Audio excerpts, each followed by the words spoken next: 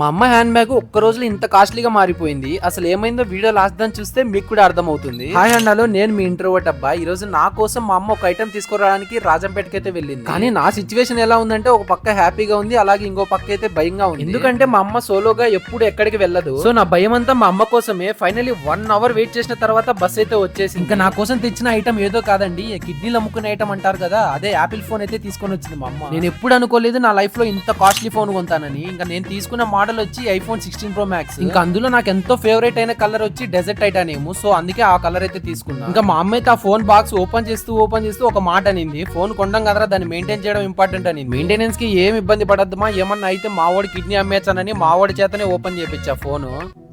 చాణక్యం అమాయకమిర్కించం. ఇంకా మా అమ్మతో ఎంత ఫన్నీ అంటే, ఫోన్ ఆన్ చేయమని చెప్తే మా అమ్మ చూడండి ఏమంటుందో.